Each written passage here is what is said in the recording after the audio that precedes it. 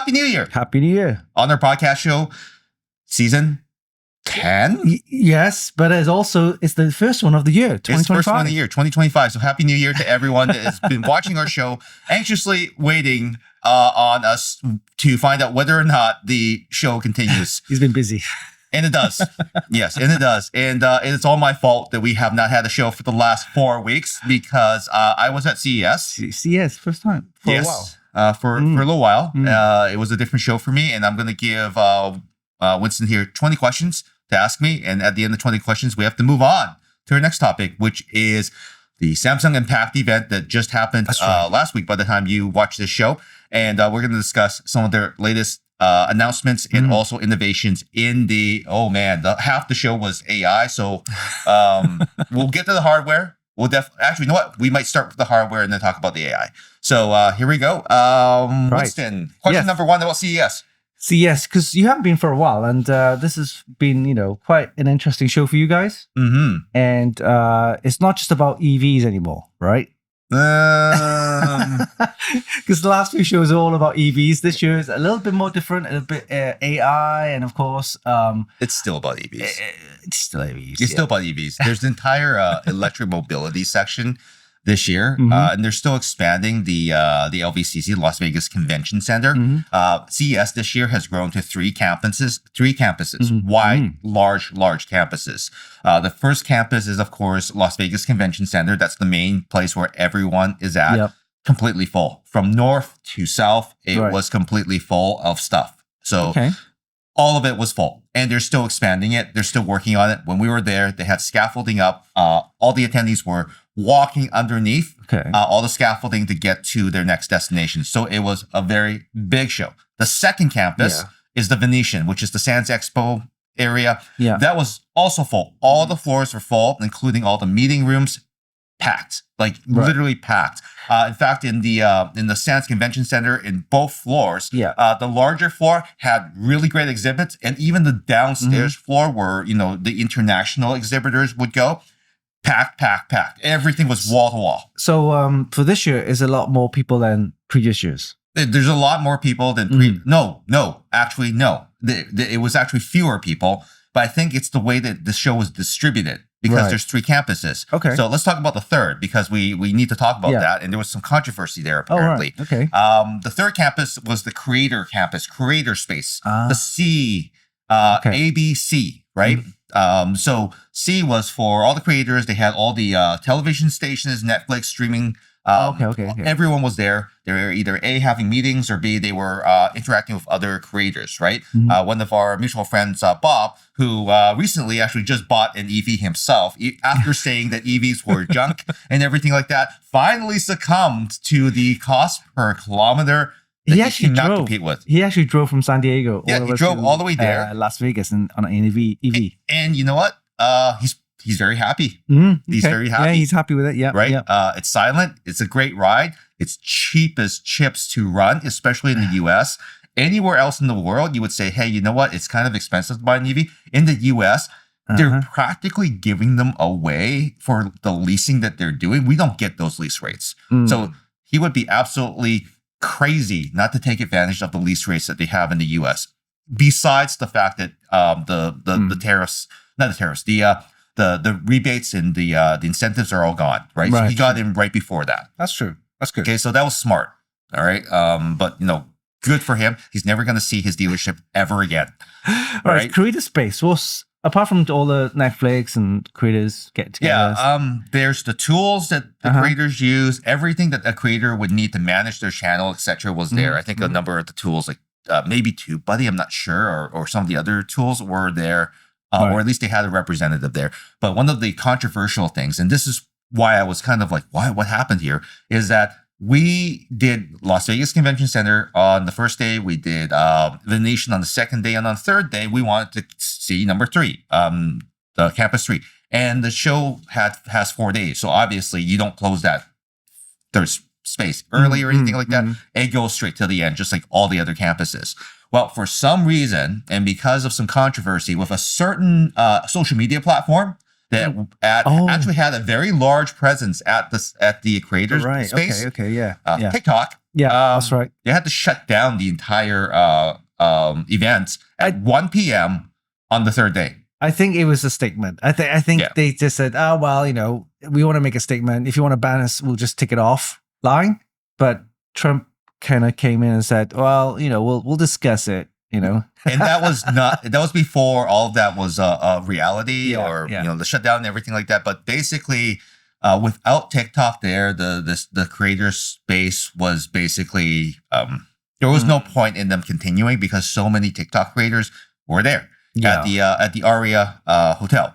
So it was done by 1 o'clock. We were so confused, and because they shut down the display floor. Many of them migrated to hotel rooms in the building, other conference rooms and everything like that. Like there was a lot of scrambling. There were a lot of people on the floor with signs pointing to alternative areas that they could meet. So yeah, it was rather odd. But hopefully because everything has worked its way out, we'll see a better plan B for next year. Well, because for a lot of the supposedly TikTok ban and stuff like that, it's not happened now, but a lot of TikTokers have moved, or some of them have moved on to this RedNote. Heard about that? Xiaohongshu, it's called RedNote or something. Yeah, it's small red book. Yeah, it's almost like another. It's a bit like Instagram / TikTok. It's the Chinese version of it, kind of thing. Xiaohongshu. Yeah. Very violent. So again, very similar. You got all the videos and all that, photos and stuff like that. Very similar platform. I think it's mostly targeted at the Chinese audience because there's a lot more Chinese kind of kind of like styling. So I think one of the stories that I heard from that migration was the funny thing is that a lot of the Chinese users on there were very excited that the Americans were coming because now they could get help with their English homework. So in exchange for telling the Americans how the platform worked and translating all of the all of the Chinese, they were doing English lessons in DMs. That's the thing I like about this type of media, where people are welcoming rather than certain platforms such as X, which are really a breeding ground for very fascist and type of behavior. That kind of platform I like because it's welcoming. It's people want to learn stuff on there, and I see a lot of Western not just TikTokers but influencers and creators on the platform. Even they're posting English stuff, and it's they don't have to typically learn Chinese just to use it. They just want to post their stuff, let people know, a little bit of exposure. Yeah, it's a different type of audience where you can get extra audience on there. So you have 19 more questions, so we got to go quick. Right. And you've done a lot of AI stuff in there, right? So obviously you've seen a lot of AI stuff. So what kind of AI stuff which is different from last year? Is it more interactive stuff that you see more, or is it more health stuff? Two things. I think number one, everyone labels stuff with AI, not knowing what AI actually means. It's like Wi-Fi enabled. When the internet was first brand new, people were trying to figure out how to market the internet on their devices, and we have IoT and internet enabled Wi-Fi on board, stuff like that. IoT was one big thing before, right? The internet is basically AI. No one really knows what the super apps will be. Obviously, we have a couple of incumbents right now. We have ChatGPT, Gemini, and a couple of the other platforms that are really, really good. Like they're good tools to get people excited about it, but they're not actually what AI can do for most organizations to save them money. I mean, you hear about AI replacing people. It's not technically meant to do that because it cannot. It will always be one step behind the human that trains it, right? It's more of a tool. It's the pupil. It's the pupil. Yeah. Right? So AI is more of a tool. Yeah. You're still the artist. You're still the inspiration, right? So as long as AI still has inspiration in humanity, then they will always continue to evolve and be a better companion and better mirror of ourselves. Because let's just think about it this way. If we trained an AI, if humanity trained an AI to get us to the cosmos, right? And using its collective intelligence, it could get us 80% of the way there automatically. What could humanity do with the last 20% of the time? Well, it can make it 100% of their effort. Right. That's all that really means, right? Okay. So having said that though, at the show, people were just slapping AI on everything, right? You know how Asus used to do like AI tuning in their that's AI right. overclock? Overclocking. Yep. Like, where's In the the BIOS. artificial intelligence in that? It really doesn't think for you. It just takes a bunch of parameters and assumes that you want these things without asking you, right? It's like XMP, right? Yeah. What is that? It's just basically memory that you can put in, and you just press the button or select the button in the BIOS. There's and nothing really inherently intelligent about that, right? In order for something to be intelligent, it has to have a conversation with you. Yeah, right? yeah, more of a conversation. Right? So it's a collaboration between the user and the machine. And once that happens, I would consider that artificial intelligence. Yeah, so you have more interactivity if you have like that AI sort of I guess it's more of a tool than anything else. Yeah, so it's a series of tools because at the Nvidia event when they unveiled the H200 and also the new super mini box that's $3,000, their little computer, which is now the Jetson, isn't it? The shot at the at Apple, but also more premium now and more powerful apparently in certain ways. They also unveiled models that will allow AI to actually, instead of having one big blob of AI, like ChatGPT that has DALL-E and and all these other things that do certain things, they've even subdivided things that have even more finite agency over certain tasks. Right. Like for example, there's Jensen had a whole bunch of AI agents that he could possibly pull from the H200, and also the new programming language. There's a new framework that they put out there. Yeah. And basically every agent is now an expert in every field rather than just one single expert. Oh, right. So they're segmented. Yeah, so it's more kind of niche. Is that what I'm saying? It's a neural network of a bunch of different experts. So Jensen, the CEO, Jensen, the scientist, Jensen, the payroll, Jensen, HR, like all these other agents do their job super well. And if there's a need for them to interact, then only these two interact, not everything. Right, I get you. I get you. So potentially saving on resources, especially energy, and also making the entire process of interacting with the AI more seamless. At least that's how I understand it. And I think that that's a kind of a good model to go for because inside an organization, you have people that specialize. AI will specialize in these things. Now, Jensen saying this publicly is a very good thing because AI is way more advanced than most people realize. And in the backside, in corporations, this is exactly how they operate. They have one AI doing specific tasks. They have another AI doing other tasks inside the organization. It's not meant to displace workforce unless all your job is busy work, right? So it takes people's busy work and it basically gives it back to them in time so they can... Or repetitive work.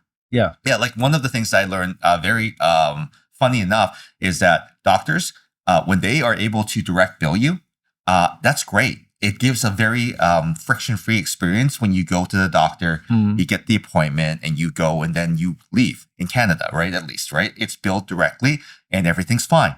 What you don't see is that the doctor actually has to take, if there's a mistake anywhere, and the doctor actually has to take about 5 hours to correct that mistake on the back end, even though your experience is great. Yeah. So what happens is that if the doctor has to do that, they have to limit the number of appointment slots that they could have. That's why it takes you so long to get an appointment. What AI can do is take that step where it's very administratively stressful and actually intelligently interacts with the insurance company until that's resolved and then notify the doctor that it's done. It's no problem. Yeah, taking that tedious task and let AI sort that out. This kind of thing. So things like that are what AI is very, very good at, but to give you the time back, which you can never get back, to serve more people. That's true. And also repetitive tasks like all the scans and stuff like that. They don't have to like search through hundreds and hundreds of images on databases where you can just get the AI say, hey, look, this is what the patient had to scan. Could you identify which areas? Scan is one thing, but also just documents. I mean, there are places that have considered digitizing their entire record system as just creating PDFs. Again, it's a repetitive tasks. Let AI sort that out. Yeah. Well, it's not just that. It's just they're PDFs. You actually, in order to get the information, you still need to look up the record, open the PDF, take your sticky note, write the information, close the PDF, and then enter it into somewhere else. You know how silly that is? And this is time consuming. Time consuming, and this is exactly what the solution is being sold to a lot of organizations, that we're going to digitize your entire thing and we're going to make them PDFs. AI will take the next step and actually OCR everything, put it into a database, and actually have it searchable, and also prompt you on whether or not things are going in correctly. Yeah, you get searched by keywords and stuff like that. So if you need a patient chart to go into a doctor's office, for example, you would basically say, hey, this patient's coming in at 1 p.m. We need everything into the doctor's tablet. No problem. It gathers up, not the PDF, fills in all the fields, sends the charts up, and it's on the tablet correctly. You know, sometimes you went to the doctors and say, what kind of jabs have you had already? And you have no idea, right? Yep. But on the BC app, I can find out what kind of immunization jabs I've had and everything. Is it all there? Yeah. So that's if everything's tied together, it can put it into your record. Yeah.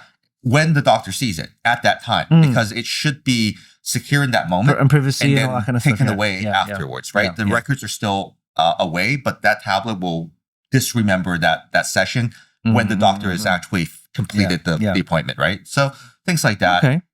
Those are just really good examples of how it could really improve the quality of life by doing the things that our caretakers don't want it to. All right. Right? Okay, so with CES, is it easy to get by now? Or is it just a pain in the ass to get around? It's very expensive still. Hotel prices are inflated like 10 times. We were staying at the Flamingo Hilton, and we were paying almost $200 a night US.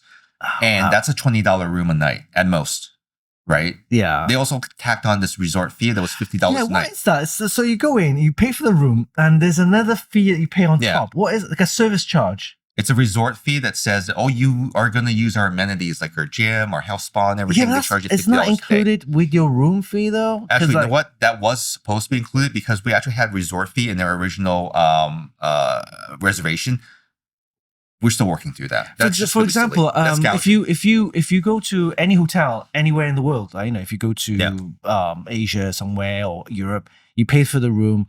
All amenities are meant to be there for you to be used, right? You don't see on your bill what's it called? Welcome to Las Vegas, boys and girls. Welcome to Las Vegas. So we actually got double charged. What? Yeah, that's what I was trying to say, is that we already paid the resort fee on the invoice, but they charged us another one when you checked in. So there's a whole thing right now. So every single room that we booked had an additional $50 fee on top of the $20 resort fee per person per night per room per night. Oh my God, what the hell? Right? So that's ridiculous. So anyway. If you include breakfast, that'd be a little bit maybe. But hey. Yeah, it included nothing. That's crazy. Included nothing. But, in Las Vegas, you have to stay at certain hotels. Otherwise, you have to Uber or walk all over walk too far or take the monorail. Yeah, last time I went, I made the mistake of just we'll just go in a hotel and we'll just walk. But no, you do not walk. You can't Vegas. walk. Can't walk. No, seriously. Don't walk in Las Vegas. Either if you're not near a monorail, if you're not near a open part of the Las Vegas Strip where you can actually get a Uber or a cab, because otherwise you're in a queue. And if you're in the queue, it's going to take half an hour. You might as well walk then, but then you'll be tired and sweaty. Okay. CES show. What caught your eye? Anything new? Anything that, exciting? And yes. Like what? The Roborock, I think it's Roborock, vacuum with the arm. Arm? Yeah. You know how when the robot vacuum goes around your house and it sees a sock and then it runs over the sock and then it gets stuck and then it doesn't complete its job? Right. This thing has a freaking arm that comes out, picks up the sock, puts it aside, and continues vacuuming and maps that part out. Okay. I thought that was very useful. Okay. And anything else? Any weird sport, health stuff? Is it health stuff a big thing? Or health stuff is always a big thing. There was a number of smart gym technologies that I noticed. Siemens was there, but they were just only talking about how they are cleaning up the planet by doing new things, more renewable things, more sustainable things. It was more of an education thing, and I got a free water bottle for just sitting through a couple of them. Okay. So I learned about their water initiative and some of their other initiatives. When they do industry, they have to have a back end to fix everything if they do make an impact. So Oh, that was did kind you of go to any keynote events? Oh, just the Nvidia one. Okay, That's why I knew. Okay, so is it like a really like ooh, like Oh, Jensen is a rock star. Yeah? Yeah, absolutely. Jensen is a rock star. We had great seats, by the way. We had really fantastic seats. Okay. So we saw everything. It was great. We were right by the camera where it dropped, the flying camera. It dropped right in front of us, and then they sent it up, and it went. Didn't they announce the new Blackwell GPU? Oh, yeah, the 5090. Yeah. The 5090 was there. I saw it. Do you know the scalpers are already pushing it up to like $7,000? Oh, yeah, like it's supposed to be $1,600. $7,000. Yeah, but the GPU I'm most excited about is actually the RTX 570. Oh, 5070. Okay, Yeah, 5070. that's around about $500 ish. It gives you 4090 performance by using AI to extrapolate the additional frames. Wow. So it might be on paper, if you look at it closely, it might not actually be as powerful, but because they've used AI to do the other magic, it will perform to the naked eye. The price is quite good, $500. Yeah, for a new GPU. It's very, very reasonable, right? I mean, 4090 is very expensive even right now, but having that card have the same level of gaming performance, not raw performance, obviously, because if you look at the benchmarks, it's still missing some things. It's not going to be identical. But when you look at the raw performance to an average gamer out there in the world, they're having a great time. That's the card. But not just for gamers, for content creators. I mean, the rendering times would be reduced, right, and stuff like that. I think somewhat. I mean, if you need raw horsepower, you still need the 4090 because again, it is doing some things in AI that may not be supported right now. Okay. It needs the raw number of CUDA cores and horsepower and everything like that. So it's a different card for a different reason. Yeah. Right. It's targeted directly to gamers. And gamers have specific needs that content creators do not necessarily have the same needs, right? Maybe streamers and stuff like that. Maybe that will be helpful. But I mean, if you're rendering video, you still need raw horsepower, of course. So different. Anything else? Anything else? That caught your eye? They have these the robots with AI built into them. They were basically automatons. Are they scary? Fembots. Are they scary? No, depends on who you are. If you're very lonely, you may like these bots. They had male versions as well too, which also like.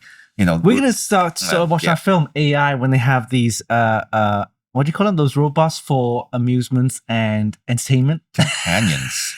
Companions. That time is coming. I'm afraid that time is coming. We did see, if you're talking EVs, we did see so much more EV infrastructure companies out there. Charger stations. Oh yeah, we're seeing a lot of industrial applications for enterprise buildings and stuff like that. So if you're in a strata, if you're in a building that has not retrofitted yet, all the solutions were there. In fact, there was this little tiny robotic, can't remember the name of it, but it was basically this nozzle, like this charging nozzle on a robot that sits in your garage. It's already plugged in. Right. It'll actually take the nozzle and open your port and plug in the charger for you. It uses some sort of mechanism to line it up, cameras or something, and then it just plugs it in, and then it charges, and then when it's done, it will disengage and walk away and put itself away. That's just creepy. Imagine walking in the middle of the night and just starting to see this thing. You know what? It's a theft deterrent because if someone's skulking around your property and sees something else skulking around your property with a thing that looks like a gun, maybe they would think twice. Yes. Okay. Yeah, maybe they would think twice. So that was kind of neat on that side. There are also a lot of other neat things on the floor that other people really enjoy. One of the things that I saw, funny enough, I'm always on Amazon, and what I saw a couple years ago was this espresso making machine. Okay. So this Hong Kong company called Wakoko. They are very famous for creating these very small espresso devices that make espresso when you're on the road, right? Oh, okay. So I've always wanted their product called the Pico Presso. So it's like a portable espresso maker. Okay. Right. Okay. So it's got a basket, it's got a pressure chamber. You basically squeeze the espresso out with hot water into your shot glass, and then you have beautiful crema espresso.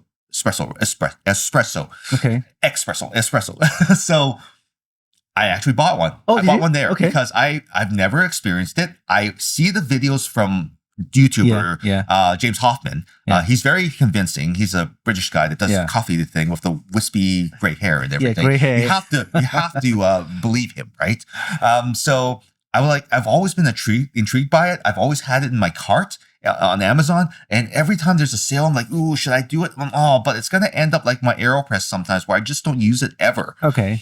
So the guy that created this product, that actually designed it, was there. He was there. Okay. He was giving the demonstration directly to me. I was like, this entire setup's in my cart, and I just can't pull the trigger.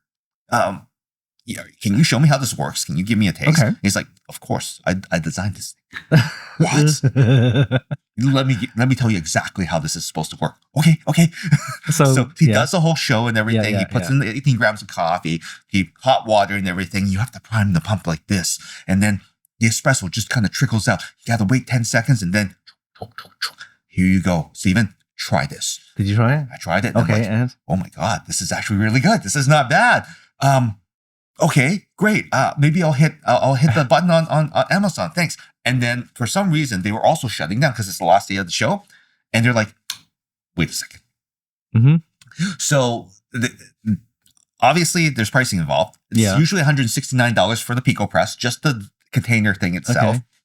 The stand it was on was like $59. Okay. And then the shot glass. This is a special shot glass that they use for special shots and everything like that. They sell it for like $20. Okay. Right? It's nice. Don't get me wrong and everything. They sold me the whole set for $80. Oh, so it's half the price that you would have bought from Amazon. It's 1/3 the price that I would have bought from them. So yes, absolutely. Okay. Yes. X demo. Yes, X demo, no problem. I know it works. Works. And it does work. So I really love it. Okay. Yeah, highly recommended. Great. So to wrap it up, how was your experience for this year's CES? Is it better than you expected? About the same, but something that you would go again for next year? I had no appointments. All I had to do was walk around and see if there were things that would be compatible with enterprise, anything that could be a partner for a company that I work for now. We'll talk about that way later. It's not important. And I just had the chance to actually walk the floor. I never have a chance to do that. It's always appointment after appointment after appointment. I also got to see a bunch of friends, just drop in on them, say hi for a few minutes, including our friend Rob Teller. I actually just dropped by the booth. He was eating, but all I wanted to do was say hi. I just didn't want to take a lot of time. If I walk by, I can't not say hello to you. Also, I dropped by Kenny's booth over at the Venetian as well too, Thermaltake. They were showing off these really amazing new, and I'm sure that this has something to do with his bicycle relationship. They made these tubular welded race car simulator seats and everything. Yeah. He's saying like starting price $4,000 for something like this because he found a way to make them cheaper. Okay. Right? Because bicycle technology is mature. So he must have gotten someone that does bicycles to build the chassis for them because they do it quick. And then it was off to the races, right? So $4,000 for an entire setup with a PC and everything like that. That's not a bad price considering it's a graphics card. $15,000. Yeah, normally if you $15,000. think about the graphics card, just for the graphics card, if you have a high-end graphics card, it's like almost like $1,500, right? So a playable setup For with 4,000. a basic chair without actuators, because they do that. They go all the way to Oh, it crazy comes with actuators. everything or the actuals, No, a basic setup with a wheel, whatever you need just to get started. It starts at $4,000. Okay. Right? Okay. You can also go crazy. You can go actuators. The thing will just move and shift all the way. You can even do interchangeable wheels and stuff like that. They have all that. So Kenny this year has gone racing. He's right into race car simulation this year. Yeah, I can see that. That's his thing. So we'll see more of that. That's. I think that Kenny thinks about things differently. His employees sometimes don't understand his vision. And I saw that when he presented that product, there was obviously a synergy because it's tubular aluminum that's light enough for you to pick up and move around in the house. It makes a lot of sense that he collaborated with a bicycle manufacturer to make certain that he was able to get the cost down. Because imagine if a PC company tried to build that, they would have to mark that up. They wouldn't have the knowledge or the it wouldn't be fast enough. Yeah, the resources or the connections to have it done. Beautiful welds. It looked like a bicycle. Down below, like it could with be the fish scale weldering, right? Yeah, like the soldering was it was fantastic, very very good quality. Well done, Kenny. I hope you sell a ton of those. Right. Yeah, and obviously other friends I ran into there, including Aaron from Be Quiet. He was there? He was there. Shannon from Patriot Memory. That's and right. a host of other people. A cat from used to be EK. She's with Bits Power right now. She's with Bits Power. She's the CEO. Oh, wow. Yep. So Okay. she deserves that. She's been in the industry for long enough. She knows her way around. Yeah. Okay. I've worked with Bits Power before a couple of years ago. I might get in. There's a product which I noticed. There's a new product. I haven't seen it anywhere else. It's basically a CPU water block. Okay. If people don't know, it's basically a water cooling thing, right? But instead of having the tube sticking out in your face, it's on the reverse side. Yep. So you can't see anything. It's just a plate. It looks amazing, mate. Yeah. They're Bits really Power are the only ones that does it. They're really making things a lot more accessible and lots more aesthetic. So, it's great to see that type of innovation in the space. So some PC innovation, lots of AI innovation, obviously connected because computers and stuff like we saw, like even Giga Computing was there. They were showing off all their racks of servers and stuff like that. Yeah. Inwin was also there as well too. We saw our friends over at Nelly was there as well too. Yeah, Nelly. Obviously, like that was great to see them there. Lots of Taiwanese companies all around. That's great. So for this year, it's all about connecting with friends at CES for you. I just wanted to go visit and say hi. That's great. It felt really good to say that. Yeah. Okay, great. We're going to be seeing them again at Computex. Coming up at Computex in May. So in May. Yeah, they've shifted the show 2 weeks earlier. Yeah, so it's in end of May, middle of May. 20th to 23rd versus June 5th to 7th. Yeah. Wow, that's 2 weeks different. 2 weeks earlier. I don't know why. Why is that? I have no idea. Maybe actually, I really clashing with another event or something? I'm not sure. There's Medical Taiwan after the show, but that usually falls. Maybe I'm not sure. Yeah. No. But it's good for people that can make it. That's true. It might be a little bit depending on the traffic. It might even be a little bit quieter. But I know that Osaka Expo opens the month before, so maybe they're hoping that a bunch of people that were in Japan will be able to stay within Asia. Yeah, and they'll just fly to Taiwan. And then do another round there. So maybe it's busier, maybe it's not, but it'll be nice to see all our friends again over there in a different capacity. Yeah, right? Yeah. All right, moving on. Do you have any more questions about CES? You still have like 15 or something? That's okay, because I mean, kind of like your experience from CES, it tells a lot. Because like I said, you've always kind of like, if you had a chance to go or not, you'd rather not go. But this year you need to go. And for you, it was more of a experience where there's no meetings. You're going to go around by yourself, have a look around, all that kind of stuff. So you're getting that experience. Yeah, new team. It was a social visit. It was just to reconnect with everyone and, to kind of build new business. I think, that shows like that should be about that, experiencing it, enjoying it, rather than just meetings. I know meetings are important, but you should have separate more of kind of balance it out. Yeah. So. Well, if you're a YouTuber, obviously you would be running back and forth. That's what I used to do, and it wasn't fun. Like to see Linus running back and forth, to see who else was running back and forth a lot. Yeah, the whole Linus team was running all over the freaking place. I guess. Right? He's got a whole. He's got paid for that team to be there, right? Yeah, that's right. He's running a business. Yeah, really good guys, by the way. Every single one of that team is fantastic. Yeah. Was Tech Jesus there? Was that Tech Jesus? He's I around somewhere probably. They've got a beef right now with Linus. So I'm not going to even comment on that. That's their problem. That's their problem. All right. CS out of 10 this year. I would say for relationships and seeing all my old friends and everything, I would say that's a 10. Mm-hmm. In terms of the products and everything and the excitement in that, I would probably say it's 7.5 to 8. Okay. It's still exciting. It just depends on what you're looking for, right? Mm-hmm. I mean, there's a little bit for everyone, but maybe the balance of the products may not be so much for PC hardware, which is a show that you obviously want to focus on Computex for. Mm-hmm. And funny enough, I met a lot of people that were their first time to CES. They've never heard of Computex. And I'm like, you don't know about Computex and you're in the computer industry? Let me tell you about Computex.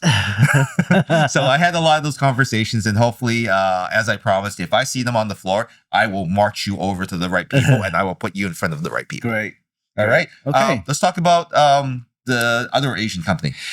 Or other Asian events. It was events. Unpacked event. That was earlier this week or last week, right? So I watched it. Yeah. And how'd you feel? Last year I was going to get the Samsung Flip, right? Yep. And I'm thinking to myself, well, I don't really need a flip phone. I want something that I can use for creator stuff, right? Yep. And of course now they launched the S25 series, and that really like I'm gonna go for it this year. I'm gonna go for it because you know the spec wise for camera work and photos, videos, and that it's really up there. It beats the hell out of Apple. No S25, no S25 Plus. It'll be S25 Ultra. I'm thinking, Stylus, right? I'm thinking either that or the Plus, but it'll probably be Ultra. Okay. But yeah, spec-wise, it uses the new Snapdragon 8 Elite. That's right. It always uses the newest processor. I'm so thankful that the Exynos did not come out. And here you go. Looking at the specs, it's here you go, 39% faster. Oh, they've done the Apple CPU. thing. Oh boy. Right? So it's 25% faster on the GPU. And NPU. NPU is the kind of word that everybody uses now, right? It's the AI processor. It's the AI processor, neural processing unit, right? Yeah. 41% faster. So, and it has the ray tracing with Vulkan, the Vulkan optimizations, right? So, whereas before you have for Microsoft, it's the Direct 3D, it was the OpenGL for the other stuff, and then you got Vulkan now. So Vulkan is kind of everywhere. Ray tracing Vulkan optimizations there. And also, for camera work, amazing. 12 megapixel selfie camera. Yep. You can't get that on the Apple, right? No. 12 megapixel ultra wide, 50 megapixel wide angle. Yes. With 2 optical zoom. Yes.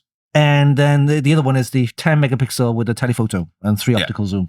So and you got 3 lenses. That's something which, you know. Yeah. This is the camera.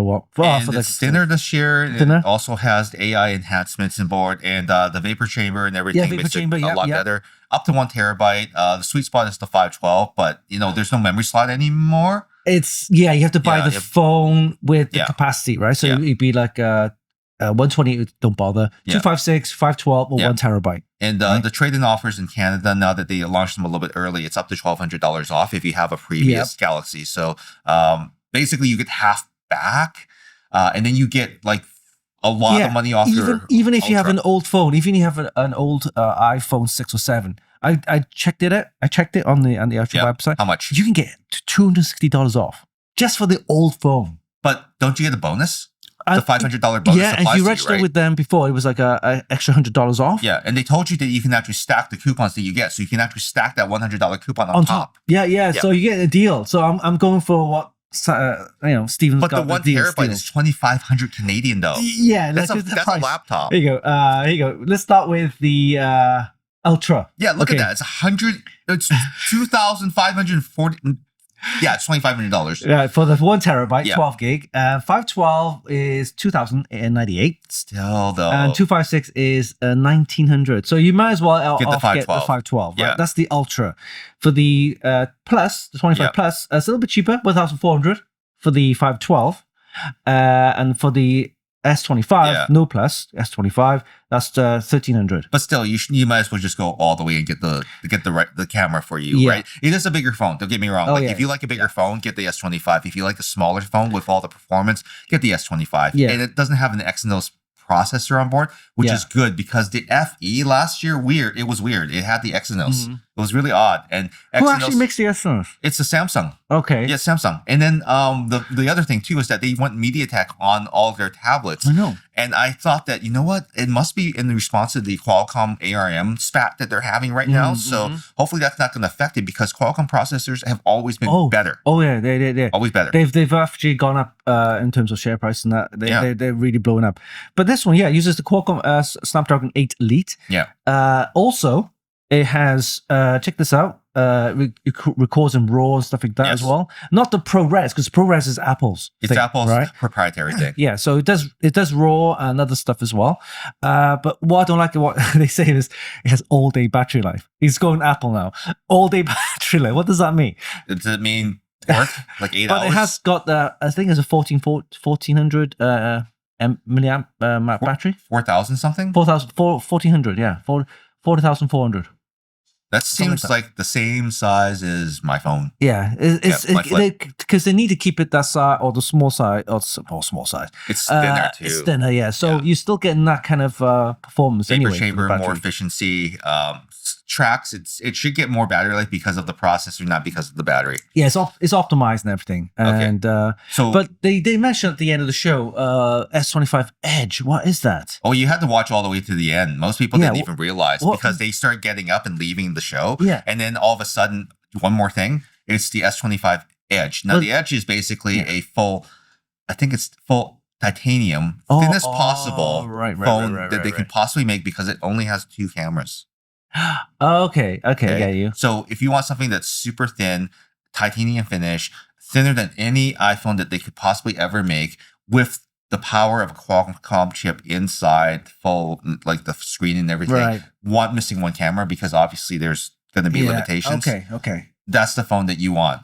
I think it's a statement piece. I don't think it's going to be better than the S25 Ultra at all, but it's going to be something that if you wanted that phone, you want to take it with you, it's going to be premium. It's probably going to be somewhere in between the S25 Plus and also the S25 Ultra because they don't want to kill the Ultra because that's the best. So it's in between. Yeah, it's going to be the fashion phone. Right? Okay. Fits in very thin places. Thin, titanium, premium. Apparently, no one was able to touch it because they just had it in a glass case at the showcase there, and they were just looking at it. It's super thin. So there was 2 more things that were on the docket. They also have their own AR goggles. Oh yeah, that's right. Yeah, AR goggles. I don't know how it's powered or how it connects. Is it? Yeah, like I mean, how's it connected? It's not that stupid wire that goes into the battery. It looks like a magnetic connector on the side there. It looks very Apple-like, but in a Samsung way. Hard to explain. Watch a video. They actually have that up on their website, their YouTube channel as well too. Project Moohan. Moohan. Yeah. Okay. Moohan. Okay. Moohan. Probably Moohan. That connects up to your phone. Does it connect up to your phone? It uses a. There's not a lot that they've said. Yeah. So I'm assuming that because it's a Samsung device at a mobile event with their phones, yes. It would have to be a yes, right? Yeah. There's not a whole lot about what's inside. I mean, what they are saying is that it's high end like the Vision Pro, but it's more like the Quest in terms of usability. Right. Okay. So how much is it? Did it say? No one knows. It's got to be cheaper than Apple's thing, right? It's got to be. It's XR. Not a lot has been said about it, but if it looks like the Samsung, it talks like the Apple. It's gonna be probably around $3,000. So what I'm seeing with a lot of these people with these goggles now is they use it to watch movies. Yeah, because you're almost if the screen is all around you, literally. Yeah, you're literally as if you're in the movie. Well, it's a lot better designed because you know how the Apple goggles, you put them on your face, it's front heavy. Right. This actually has a band in the back that has a lock, like a bicycle helmet. Yeah. You can actually screw it down. It'll actually balance the weight. So they actually thought about the user and how they perceive wearing this heavy thing on top of it. But I don't see the battery. I don't see how it's powered. If everything's in the device, that's great. If it powers off the phone, that's bad because then it'll suck the battery life out of your phone. So not a lot. Again, it's project status. So not a lot is known about it. However, we do have one more product that we have to talk about, and that's going to have to be I think it was only. Wasn't it was it a tablet based thing? No, there's this thing that they were talking about. God, where the heck is it? Of course, the Samsung OS, the UI 7, whatever they call it now, it has all AI integrated and everything, right? So you got the Samsung Galaxy AI. You still have that Google Circle search and all that kind of stuff. And yeah, so it comes with, if you get it now, it also comes with 6 months of Gemini. So that's pretty cool. Only 6 months. Only 6 months, but it's premium. But it's 6 months free to use. If you were expecting the stylus of the S25 to actually be a shutter button, like a creator would use it as a shutter button, because that's very useful. They just want to sell more watches because the watches do all that. Yeah. You can actually control and have a screen and everything. Creators used to be able to click the pen and actually activate the camera. Right. They can't do that anymore. They've taken it away. There's no Bluetooth in the S25 stylus. Oh, okay. Yeah, that was. I think that was. Yeah, that's what I was looking for. So it makes the S24 a very compelling decision because it'll be so much cheaper now. That's true. That's true. Is it worth it to upgrade to the S25 when the S24 is going to be an awesome deal? Yeah, what you find with a lot of the carriers is that they'll sell the newer stuff. You won't have the choice to pick the older ones, the older models. So similar to Apple, right? Yeah. When new phones come out, they only sell the new ones. You can't get the older ones. But you know, on the second-hand market, or maybe certain mobile retailers, they might have X stock or old stock that renewed, or good as new, as good as new. So yeah. So that's basically about it. Winston is buying the new S25 Ultra probably. I will, and I will be using it to do more creative stuff, and also probably be using it more for camera work, because I'm using my iPhone for this camera work, and I got all my personal stuff on there. But what happened to your Pocket? Did you break it? Which one? Which Pocket? Your Pocket 3. Oh no! I still have that. Okay. Yeah, I'm using the phone and the Pocket 3 at the same time for certain stuff, right? Yeah, I thought you broke it. No. But you haven't talked about it. No. I'm still using that. It's still a great unit, though. You know, I don't think the Pocket 4 will be out for quite a while, because the 3 is still good. Yeah. And you know, it's you know, you didn't get a chance to use it, right, at CES? No, I was too busy. But we'll get to use it definitely at Computex. So yeah, for podcasts and stuff like that. I mean, right now we're filming the podcast on here. So imagine if 3 people were in here, we widen up the shot. Yeah, this has a super wide screen. Yeah, it's fantastic. Right? So we'll be able to see everything. In fact, I like the fact that I can view everything and keep tabs on what's going on right here in front of me. Oh yeah, it's like almost a little monitor. And there's still 61% battery life left over. All right, well, that's it for our first episode of 2025. Thank you so much for tuning in. Hopefully we'll have more episodes more frequently. Definitely, with fewer gaps, but if there is a gap, we will let you know. Until next time, Winston and Steven here. Bye-bye for now. Bye-bye.